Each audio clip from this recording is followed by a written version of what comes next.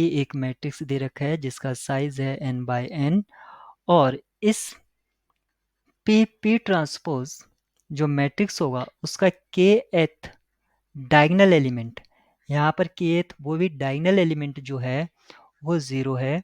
तो आपको बताना है कि कौन से स्टेटमेंट्स या कलेक्शन ऑफ स्टेटमेंट्स यहाँ पर ट्रू है। अब हमें p ट्रांसपोज के लिए बताना है। सबसे पहले यहाँ पर ये सोचना है, अगर p ट्रांसपोज जो है वो भी एक स्क्वायर मैट्रिक्स होगा जिसका साइज होगा n बाय n और जो एंट्री 0 है वो डायगोनल में यहाँ कहीं होगी। हमें अब ये देखना है कि इन चार ऑप्शंस में से कौन सा ट्रू हो सकता है, क्योंकि p और p ट्रांसपोज यहाँ पर उसकी kth डायगोनल एंट्री 0 है। तो हम मान लेते हैं कि मैट्रिक्स p ये है और जो kth डायगोनल एलिमेंट है, kth डायगोनल एलिमेंट वो कब आएगा, जब हम k रो को kth कॉलम से मल्टीप्लाई कराएंगे। ये ट्रांसपोज मैट्रिक्स है, दिस इज ट्रांसपोज मैट्रिक्स और दिस इज p मैट्रिक्स।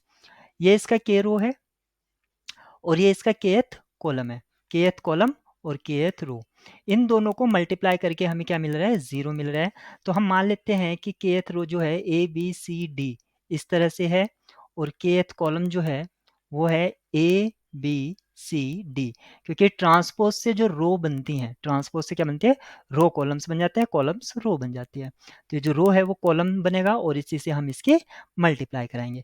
अब इन दोनों की मल्टीप्लाई कब 0 आ सकती है, मान लीजिए, क्योंकि यहाँ पर ए की ए से करेंगे, बी की बी से करेंगे, सी की सी से और डी की डी से, यानी कि हमें मिलेगा A square plus B square plus C square plus D square equals to 0।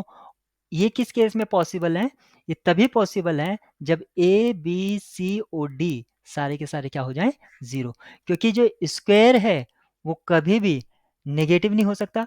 Negative नहीं हो सकता है तो प्लस माइनस करके तो वो सब्ट्रैक्ट करके तो आएगा नहीं। इसका मतलब क्या है, सभी 0 हैं, यानी कि इसकी kth रो भी 0 है और kth कॉलम भी। ट्रांसपोज का kth कॉलम 0 है। अब जब हम इसको मल्टीप्लाई कराएंगे तो हमें मिलेगी p ट्रांसपोज। यहाँ पर हम चेक कर लेते हैं, kth row of p is 0, ये स्टेटमेंट सही है। p ट्रांसपोज, हम सेकंड के बारे में बात करते हैं, the kth row of p transpose is 0, क्योंकि 0 रो है p की और p ट्रांसपोज जब हम उससे मल्टीप्लाई कराएंगे तो सारे जो हमें रो मिलेगी ट्रांसपोज की वो भी 0 मिलेगी, ये स्टेटमेंट भी आपकी ट्रू हो जाएगी। kth column of p is 0, ये कोई जरूरी नहीं है कि उसका kth कॉलम 0 हो। और यहाँ पर कहा है kth column of p transpose is 0, इसके बारे में हम प्रिडिक्शन नहीं कर सकते हैं, लेकिन हमें दो के बारे में पता चल गया है। हमें पता चल गया है फर्स्ट और सेकंड ट्रू है। फर्स्ट और सेकंड आपके किस किस में आ रहा है, यानी कि इसमें सेकंड नहीं है और इसमें फर्स्ट नहीं है, ये दो ऑप्शन डिस्कार्ड हो जाते हैं। और हमें ये भी पता चल गया है कि थर्ड वाला ट्रू नहीं है।